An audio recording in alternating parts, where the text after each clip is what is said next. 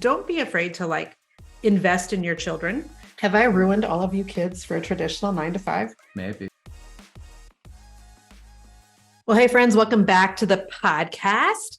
If you're watching us on the YouTubes right now, you can see that I have a special guest today. Hi, son. How are we doing? I'm doing great. How are you?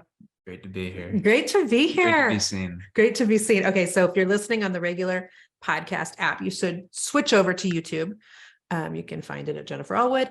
I'm interviewing Easton today, who has been, okay, this is bad. I have hair in my mouth. There.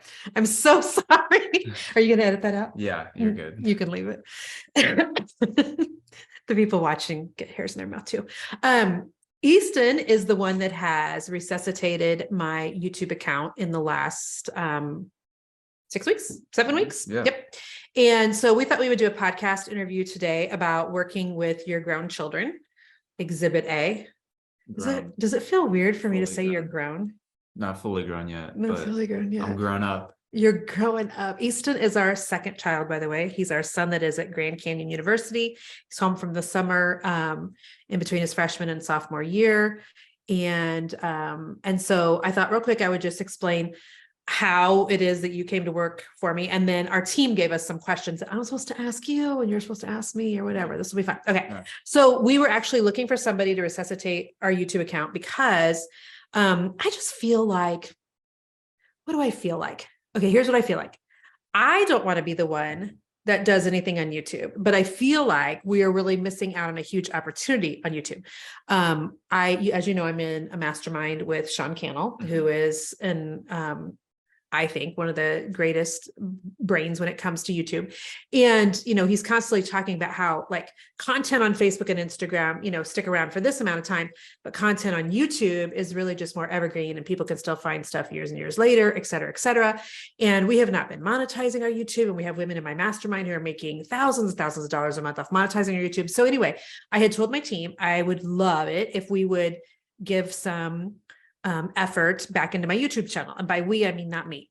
And so we were trying to figure out, do we need to put up a job posting? We had a job description, all this stuff. And then one day, because you were trying to figure out what you were going to do for a summer job. Yeah, I had no idea what I was going to be doing yet. Right. And I don't know, sometimes jobs just land in my lap. Whenever I was at school, a job landed in my lap. Right. And over the summer, another job landed in my lap. And so here you go. So then all of a sudden one day, I was like, well, you know what? Easton's minor is in videography and he used to have a YouTube channel. What was your YouTube channel called? Cringe Trends. Cringe Yeah. Trends. We did skits and musicals and you did where the you did clown sighting video. or you went into thrift stores and got yeah. outfits and you did what's that called? Like an outfit battle? Yeah, we did outfit battles. We did everything. We That's just making new so dramas funny. everywhere. Since he was little. And you remember back when you were in middle school, he used to do what did you do with Stop the little motion. Lego guys? Yes. Yeah, Okay. stop So motion. he'd have this little Lego figurine. He'd make it move a little bit and then take a picture, then move a little bit and then take a picture, and then make it into a video. And he won an award for that. And so parents, if you're at home right now with a kiddo who is showing any aptitude or interest at all in stuff like that, hopefully this will be a podcast episode that encourages you. So as Easton and I were just sitting down here, I was telling him, okay, so here's some of the questions that I'm going to ask you. And then I said, we can just talk about how your minors in videography, and then you can go ahead and just tell them what you just told me. Oh yeah. So whenever I was getting enrolled into school, my advisor, everybody has to go through in the Kansas City area to go to GCU, got pregnant. And so that was kind of on the back burner of what she was concerned about. So didn't get put into my minor in film, but I had enough experience from journalism. Yeah. I was in journalism through the 4 years of high school. So I had already known a little bit enough videography to do the YouTube channel. But this is funny to me because I'm just learning about this for the first time, that he doesn't have a declared minor. So Wasn't that big of a deal. not that big of a deal. So, okay. So, tell me what your thoughts are right now in terms of real world experience, because I know you're interested in film, you're interested in video. Is this fun at all? Or is it so weird to be working for a 51-year-old woman that you call mom? Yeah. So just talking to all my friends, so all my friends are interested in videography and podcasts as well. So like we talk about movies, we talk about podcasts. Like I've got a friend that works at like a media company doing videography and like film stuff for sports. And on the other end, like we got people doing talk shows and like they literally have to put the set together for a podcast. And then like I'm actually doing it as well. So like we're all kind of just bouncing ideas off each other. And I'm like the main editor for this pretty decently large podcast that my mom does. And it's a pretty cool opportunity to compare notes with as well. It's very cool. I feel like it's a win-win. I feel like it's a win-win. Oh, yeah, absolutely. So the team wanted me to talk about any tips for like making sure you have a healthy working relationship. And like, let me just say this. So the first time you and I sat down, I feel like I need to move back, or I feel like you're looking at the back of my head, kiddo, sorry. But the first time that we recorded, did I tell you how nervous I was? Oh yeah, because I sat in the room too. Now I don't sit in the room anymore. Good. And the first thing he's like, well, let's try it from like a different angle and let's record from a different angle. And I was like, whoa. Because apparently I am a little bit of a creature of habit and also a little bit of a control freak. Yeah. And so we like moved my desk and we tried some new stuff, which I love that you want to try new stuff. But then he was in the room as we were recording. So I felt like I was off my game in terms of like how I look at my notes for my podcast and things. And then I could not believe how nervous I was with you being in here. She was performing instead of recording. Was I performing? Putting on a show instead of. Well, I told my team, are you serious? It wasn't me? No, it was you, but you were like, it was like somebody was watching you while you were trying to be yourself. I told my team, I go, why do I even care that my own son thinks that I'm smart? I mean, but I also didn't want to just like come off as like, I don't know, middle-aged, frumpy, want. Like I wanted you to think that I'm halfway smart, just like you want me to think you're smart, right? Yeah, absolutely. All right, I think you're smart. Thank you. I think you're smart as well. Okay, I was going to wait until you said it back. Okay, cool. So one of the things though that I talked about with the team is before Easton came on board is that I definitely wanted to make sure that like my team was the one working with Easton versus me, because I didn't want to have any like, I don't know, you're my son. Mm-hmm. And so I didn't want to be afraid of like hurting your feelings if we wanted you to change something. So I just wanted my team to like treat you like anybody else that would have filled the position. Do you feel like they've done that? Yeah, absolutely. Okay. Communication is a big part of that whole process. So who do you like better, Nell or Mackenzie? Don't answer that. I'm kidding. I'm not going to put on the spot like this. I know. I'll edit it out if I need to. I'm kidding about that.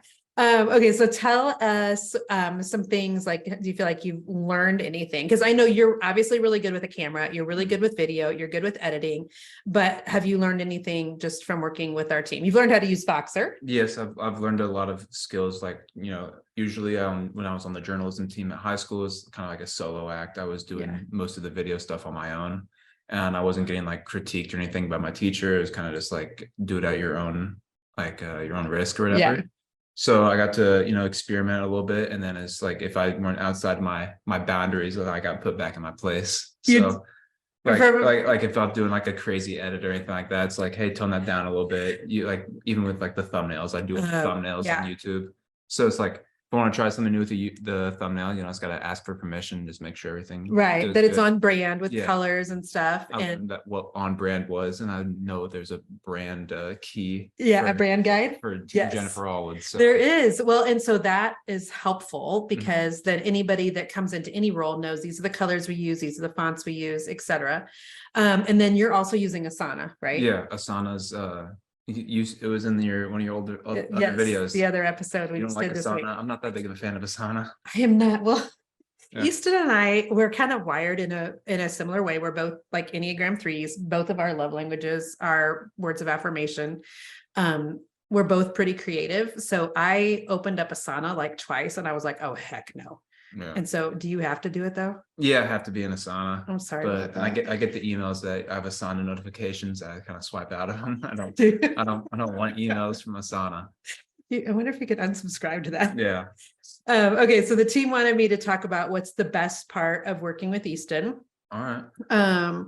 What is the best part of working with you? Well, one of the things is I love the flexibility because we've kind of gotten into a little bit of a groove of doing it every Monday, but like right now it's a Wednesday afternoon, but I like you being like at the house and it makes me so happy when I see you just like up in your bedroom and you've got your laptop and you're just working. I don't know why, but like, well, let me go a little bit further in this. So, you know how much mom is a huge proponent of people working from home. Mhm. And because do you remember all of your life me working from home? Yeah. Okay. Yeah. I've never worked outside of the house, to your knowledge. Mhm. I mean, other than if I went to a painting site and you guys came with me.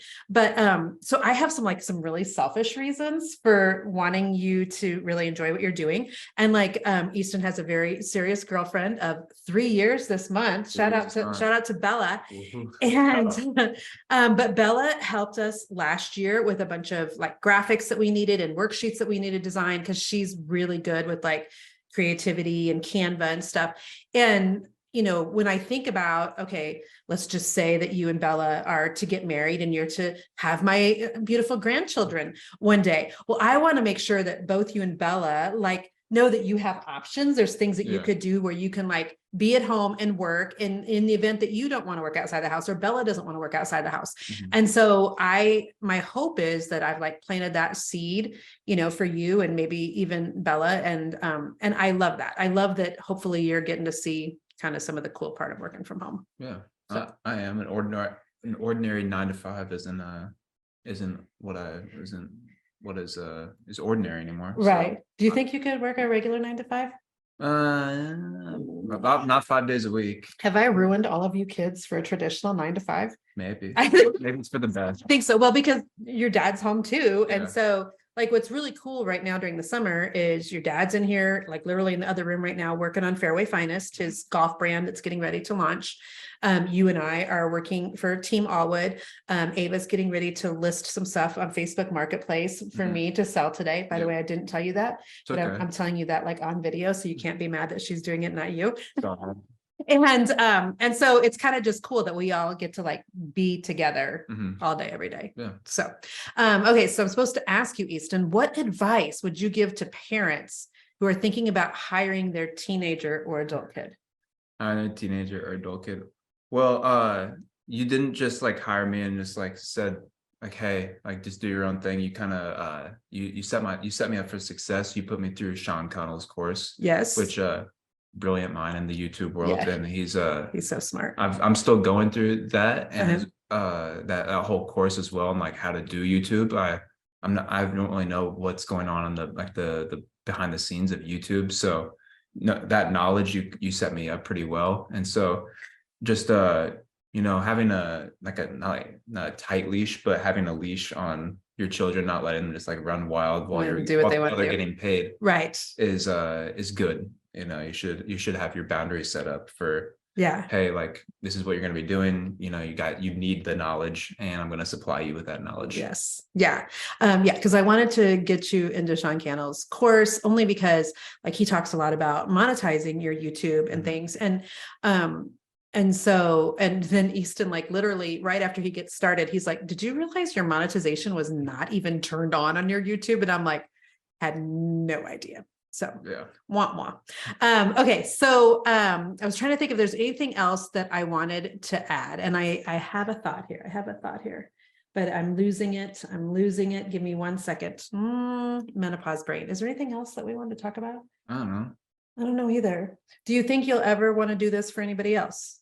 I've thought about that. I'm not 100% sure, because I like being there for the recording process. I like being here for the editing and the final cut, and you get to be in the next room whenever I get done with the video and I get to show you. How are we going to do this when you go back to college, or do you just need to stay home with me? No, I'm definitely going back to college. I'm not sure. And I get to juggle this and 2 of my other passions at the same time with the shoes and selling clothes. So Yes. It's a very freeing job to work for you. Good little team. Yeah. Look at you. All right, friends. I hope that was somewhat helpful to you. I know what I was going to tell you. This is what I was going to tell you. Some of you women, it's because it's 98% women probably listening to my podcast, but you may have things in your job that need to be done, or you feel like you're really kind of missing an opportunity, whether it's YouTube or whether it's Instagram, or maybe it's you doing your own podcast or starting your own email list or something. And I think sometimes we think we've got to hire somebody outside of the family, like a complete stranger or what have you. And my encouragement to you would be, don't be afraid to invest in your children. Don't be afraid to invest in somebody in your family or invest in a neighbor who has a skill set that you might need. And I also think that sometimes you can barter things out. We're not bartering. I'm actually paying Easton. But I do think that sometimes we think, oh, hiring somebody is going to be so expensive. But I do think it's also possible to get some help from the people literally in your own home that kind of know more than what you do about a particular topic. So hopefully that's an encouragement for somebody today. Easton, I love having you here. Love being here. I love seeing all the encouragement, and I see like on family vacations, sometimes you get noticed and it's like, wow, like my mom actually like knows people and people know my mom. But like going into like the YouTube comment section, people are like, you're such an inspiration. Like you're such a driving force for me. And like, I'm a Christian business owner as well. Really encouraging to know my mom's making a difference in others' lives. You're the sweetest. Thanks, honey. I didn't know you were going to say that. That's awesome. All right, friends. Leave us a comment below. Yes, leave a comment. By the way, why do comments matter? Does it help with like getting? It helps with engagement. It helps with engagement. Thanks, Sean. I'll have to send a copy of this to Sean Cannell. Thanks, Sean. All right. Bless you, friends. Bye-bye.